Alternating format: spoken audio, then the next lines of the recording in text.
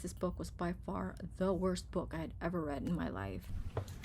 Kumusta, friends? How was your 2023? Did you stay hydrated? Did you go to the Eras tour? Because I went. That was like July 29th, night 2 at Levi Stadium. It was amazing. If you were there, we breathed the same air, and that rhymed. Just perfect. Anyway, 2024. How's it been for you? First month of the year has passed. Did you read any books? I sure did.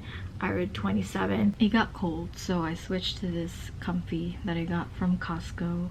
It's like 47 degrees right now. But anyway, let's not get distracted. Instead of showing you the books that I read, I thought I'd rank them instead, because who doesn't like a bit of competition? I have arranged these 27 books chronologically based on read date. I'll explain the tier list to you, even though it's pretty straightforward. If I'm looking here, it's because my laptop is here, so don't even look at me. All right, so starting at the top, it is Obsessed, 5 stars, taking these books to my grave, won't stop talking about them. And if this wasn't a love language, it should be. I will buy you a copy if you promise to read it. I will spend my money to buy you a book. That's how much I love the books that are gonna go on this tier. All right, and then the next is Loved It, Will Reread. I enjoy these a lot, but they're not quite on the throne. I'll buy a physical copy if I can thrift it. And then right in the middle is Had a Good Time, and that's all that matters. It's just a little step above meh. You know, it's a solid 3 stars. Not bad, but not amazing.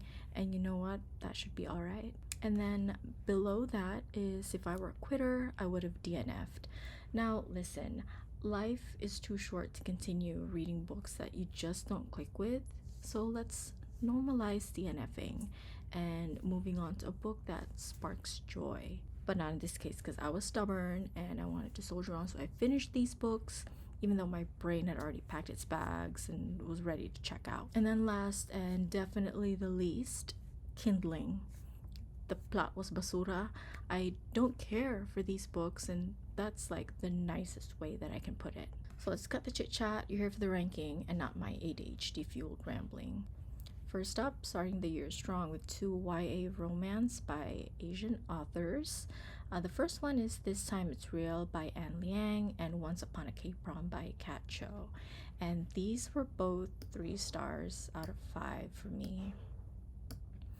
I should probably tell you right now that I listen to audiobooks no slower than 2.5 times, because once you get to that cadence, you know, listening to an audiobook at normal speed feels like listening to that DMV sloth from Zootopia, and I'm like, let's get on with it. Third was a Japanese book, which was What You Are Looking For Is in the Library by Michiko Aoyama.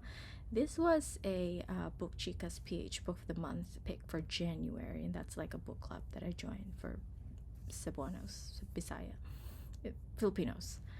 This is a collection of short stories, all set in the same universe, centered around a community center that has a library and this seemingly magical librarian who likes to felt things and suggesting out-of-topic books that end up helping the person who asked for a book for something that's troubling them. I'm gonna place it here and loved it. I will reread it. A good pick for reading circles. And then fourth is Emily Wilde's Encyclopedia of Fairies by Heather Fawcett.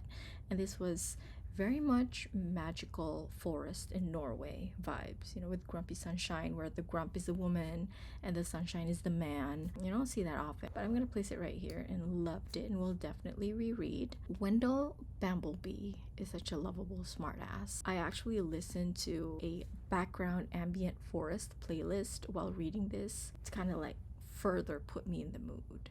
Do you do that? I don't like to read in dead silence, but I get too distracted if I turn on the TV or if I listen to songs with lyrics. So these instrumental ambient playlists is like the good middle ground for me.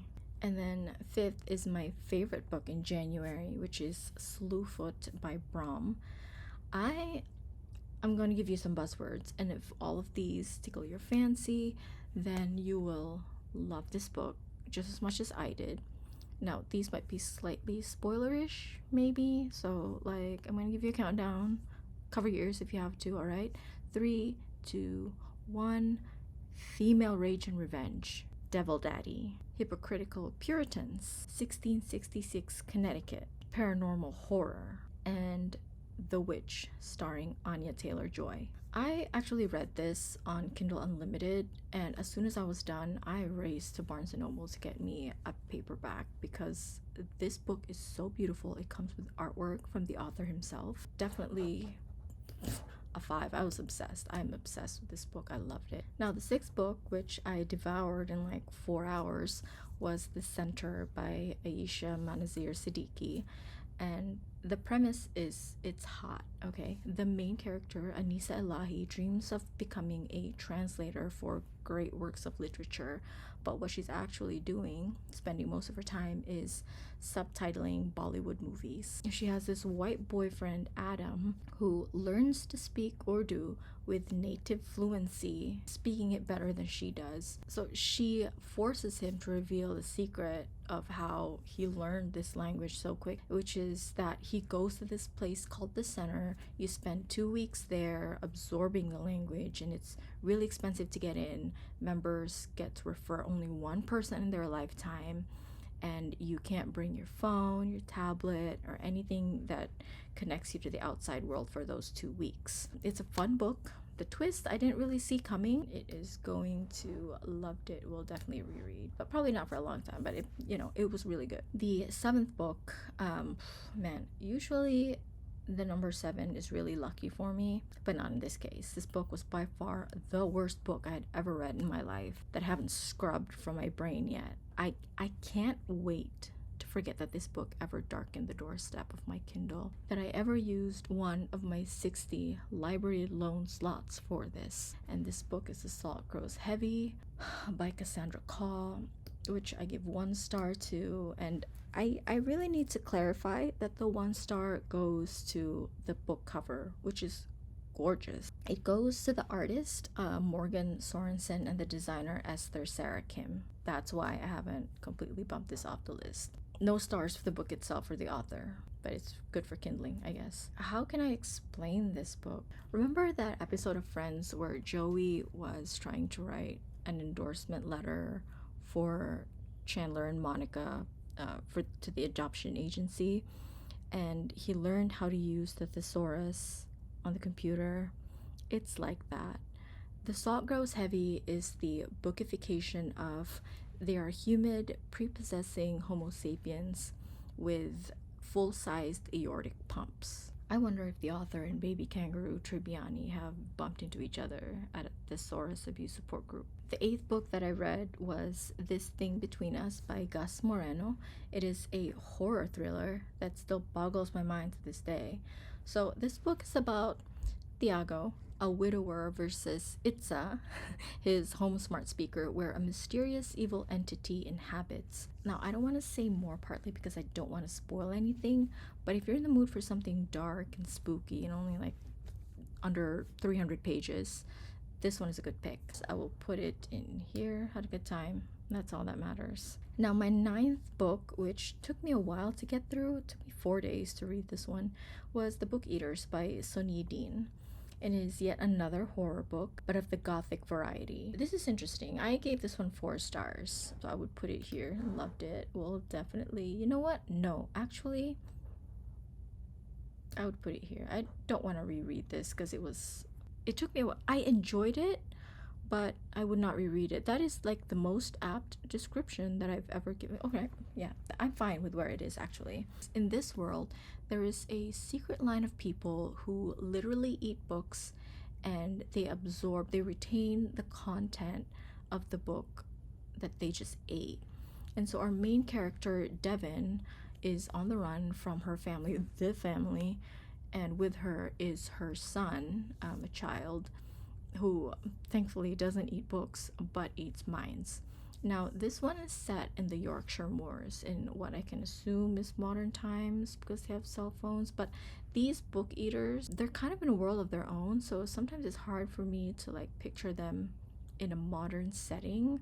It's a fun read. And then 10th was Ruthless Vows by Rebecca Ross. This is the sequel to Divine Rivals, which was, I think, my last read for 2023. Listen, I avoided Divine Rivals for the longest time because I judged the book by its cover. And you know what? Sue me. I dislike the cover, the one with the typewriter keys. Not the one with the illustrated couple. That one's cute, but very YA, so I still would have skipped it then. But when I read the synopsis, I knew I had to give it a fair chance. Okay, Ruthless Vows, I would probably place here. Okay, I don't want to say more because this book just did come out in late December, so I don't want to spoil anyone. But I just want to say I wish there was more Dacre, and Enva. So the 11th and 12th books in the Monk and Robot series by Becky Chambers. The first one is A Psalm for the Wild Built, followed by Prayer for the Crown Shy. These were really short, under 200 pages, and quite whimsical, bordering on deeply philosophical. They are solar punk, which is like steampunk or cyberpunk, but optimistic. It's not exactly utopian, but definitely not dystopian. It's like if humanity failed upwards. So in a nutshell, apparently centuries ago, the robots became self-aware and decided to wander into the wilderness, never to be seen again and becoming myth, and the people just let them. In the case of a technological singularity, this was the best case scenario for everyone. Overall, this series is really cozy. There was lots to highlight and think about, which I won't discuss here because then go off on a tangent about morals and ethics and sustainability and all that. But I would put the first book in loved it, will definitely reread, and then the second one kind of alright, had a good time, and that's all that matters. And so the weekend rolls around in January, and I had a 2,660 piece Lego Hogwarts Castle and Grounds set to build. So I listened to The Fake Mate by Lana Ferguson, and this is a rom-com about fake dating and the Omegaverse, which if you're not a fanfic reader, you probably don't know what I'm talking about. But as a Dramione and a Raylo, I have had my fair share of alphas and omegas. And I really don't want to say more than that, but I definitely enjoyed this. I would put this right here. And so I still wasn't done building my Lego set, so I moved on to my 14th book, an audiobook, Confessions by Kanae Minato. This one, oh my god, I just to put it right here. I was obsessed. 5 stars. This was an explosive mystery thriller from start to end. It starts with Yuko Moriguchi, who is a teacher talking to her class on her last day in school. She's decided to quit teaching after her only daughter, Manami, died on school grounds. So the next chapters are different POVs of students and parents affected by the diabolical plot of revenge set in motion by Miss Moriguchi's exit. So good. It's so good. I highly recommend this one. So the next book that I read after that was Sin Eater by Megan Campisi, which was a quick read, but you know what? It felt like ages. Honestly, I would have DNF'd it, but it had a strong start, don't get me wrong. The premise was really good, but by like 40%, not a single character was relatable.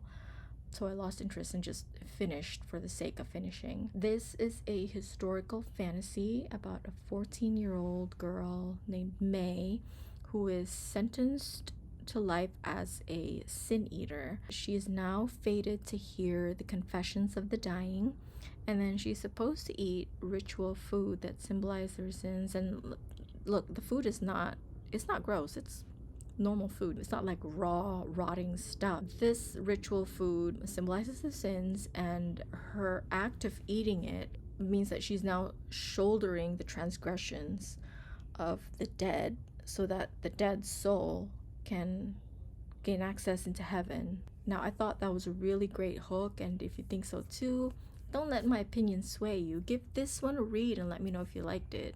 And, you know, maybe I'll give this a second chance someday. Now, that was like a roller coaster type of week, but all is not lost because book number 16 really made up for it. I listened to Kindred by Octavia E. Butler, which, girl, straight up obsessed. 5 stars for me.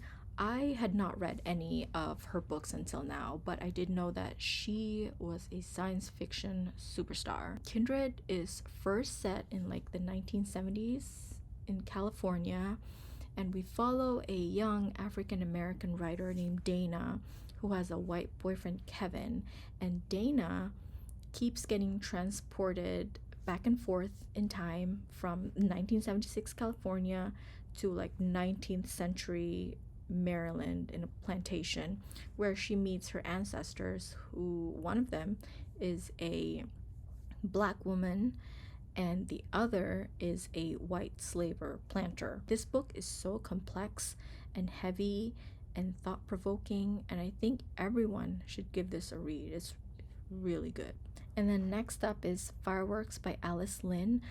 You know, I'm starting to see a trend in these Asian books that I've read so far because the main character in these books is there's an ordinary teenage girl and her love interest, the guy, is either like a popular Chinese actor or like a K-pop idol who was her childhood best friend or a neighbor, left the country or left to go do the K-pop camp training thingy in Seoul, but now he's back and they reconnect, and it's it's kind of starting to blend together, and this is probably why I don't remember much of the plot of This Time It's Real or Once Upon a K-Prom. But anyway, Fireworks was good.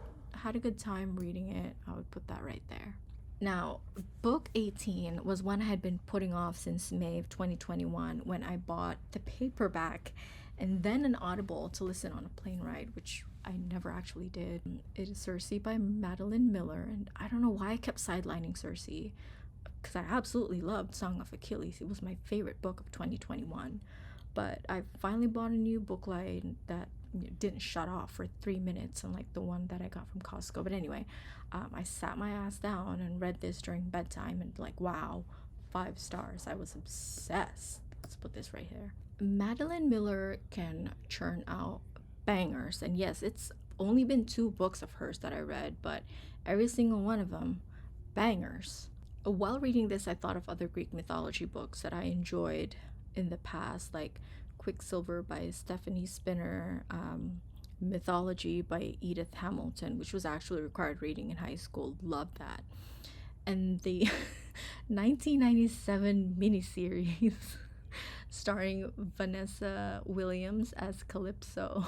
Because the plight of Calypso in that miniseries was similar to what Circe went through with Odysseus. I didn't realize till now what a fuckboy Odysseus is. Anyway, read Circe. So book 19 is yet another book that I've been putting off for a while, which is You Again by Kate Goldbeck. Now, I got the paperback back in 2023. I wanted to support a Raylo author, and I read about 20% of it, decided that I cannot stand Ari, and I put this book on hold. A few months passed by. I watched a few book reviews that painted You Again in a very good light, very good reviews, and so I knew that I had to give this book another chance.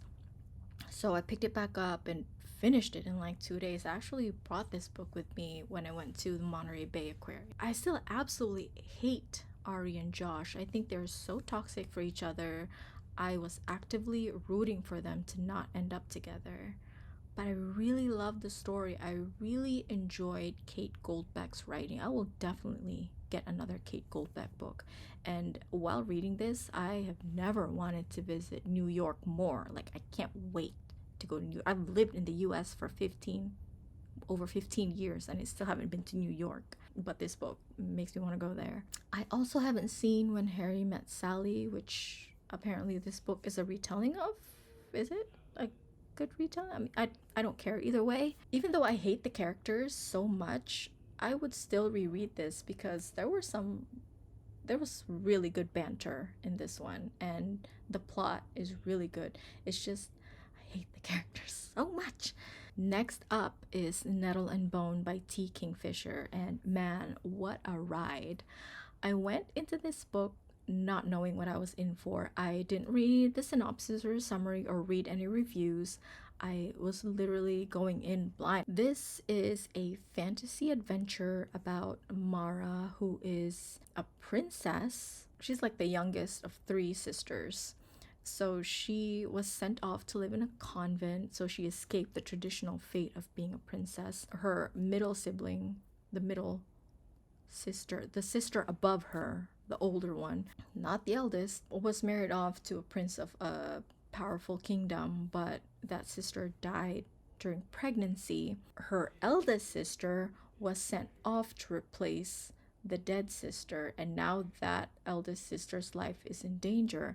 Mara makes it her mission to rescue her remaining sibling. She goes on this quest with, this is the most ragtag team. She goes on this quest with a dog made of bones and wire, a disgraced ex-knight, a fairy godmother, and my favorite duo of all time, I love them so much, a snarky dust witch and her brown hen that has a demon in it. And listen, this was a trip. I loved this so much. Oh my god, I'm obsessed. Now, it truly is a roller coaster up in this bitch, because after that 5-star is a meh kind of book in the form of Her Body and Other Parties by Carmen Maria Machado. Let me put that there right now. Oh my god. You know what? Do I want to put it here or here? I'm gonna be nice and put it here because I did have a good time. This is a collection of queer horror short stories, starting with a very strong retelling of that tale about the woman with the green ribbon around her neck. You know, the one from In a Dark, Dark Place by Alvin Schwartz. But the origin of the green ribbon story has been lost to time. Its iteration in Her Body and Other Parties is the perfect start to kick things off, because it was then followed by the story about a woman who is just recounting all of her sexual encounters. Meanwhile, a plague is slowly unraveling in the background. I think the weakest one for me was the SVU reimagining of all 12 seasons episode summaries, but it was like right smack in the middle of the book, and I kind of lost steam after like the third season. I didn't want to continue reading much, but some of the stories are really good. That's why I was kind of like hedging whether I should put it almost DNF or Had a Good Time, but I'm gonna put it right there because I would read that story with the green ribbon again. And then the next one that I read is The Deep from Nick Cutter. Now, I don't have much to say because I don't remember much, except this was solidly right there. I almost DNF'd it. There is a plague called the Gets, which causes people to forget things like memories, names, places, things, eventually forgetting how to function bodily until they die. And then there's this cure, ambrosia, which is found at the bottom of the Mariana Trench. And that's when I got the Gets, because I seriously don't know what else happened. I can't even remember the characters' names. To comfort myself after that ordeal, I read Legends and Lattes by Travis Baldree. I saw this book everywhere, like Targets, at Barnes, everywhere.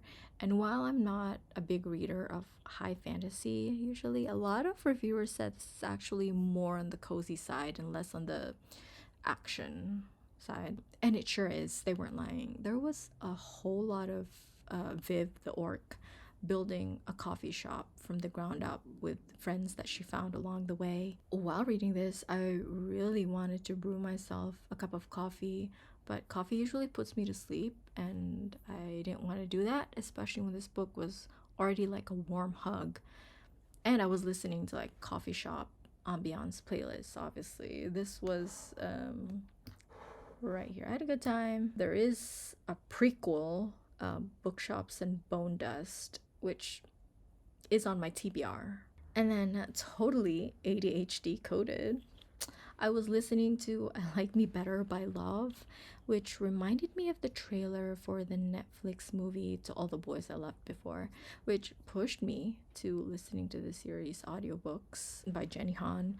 I powered through To All the Boys I Loved Before P.S. I Still Love You, and Always and Forever, Lara Jean. So the first two I would probably put right here. Yeah, that sounds good. I feel like this was a solid duology, should have been, and we didn't really need the third book, which is when Lara Jean and the gang are sort of trying to figure out where to go to college if they're accepted. Her dad is getting married to their neighbor. There was less Lara Jean and PK and more Lara Jean and everyone else, and that's not what I read this series for. So I'll put it right here. I kind of want to put it here, but I read the audiobook and I kind of just let it play in the background while I worked. And while I actively did not want to stop, you know what? I'm going to put it here. But I just want to let you know that it's kind of like right in the middle of Had a Good Time and Would Have DNF'd. Want to make that clear. And finally, the 27th book and the last one that I read in the month of January 2024, Demons of the New Year, which is a collection of Filipino horror stories compiled by Carl de Mesa and Joseph Frederick Nacino. Now, this was truly a mishmash of what? I can't even name. But this book exists, and I read it, and I would put it right here. I'm so sorry. Which it's truly a disappointment because I expected more. I love horror stories, as you can see from this list. There's a lot of horror there, but I found that a lot of the stories in this one were deep for the sake of being deep without really saying much. And it sucked that this book started with that graphic short story that wasn't drawn very well. But anyway, I'm just gonna say that I like gore. I don't balk at gore. I don't care. But this one was not it, girl. It was not it. But anyway, those are the books that I read in January 2024. Do we want to place bets on how many I can finish in February? You know what? I'm not even going to try to break that record because that was a lot. That was a whole lot. I want to slow down and be more purposeful and be more picky with the books that I read because, like I said, life is too short to read books that you don't enjoy. So do you agree, disagree with my picks? Let me know. Are there any books that you would like to suggest based on what I've read so far? I am open to suggestions, even though my TBR is like 1,000 books and I probably cannot catch up in this lifetime, but I'm always open to suggestions. So let me know, and I'll see you in the next one. Goodbye.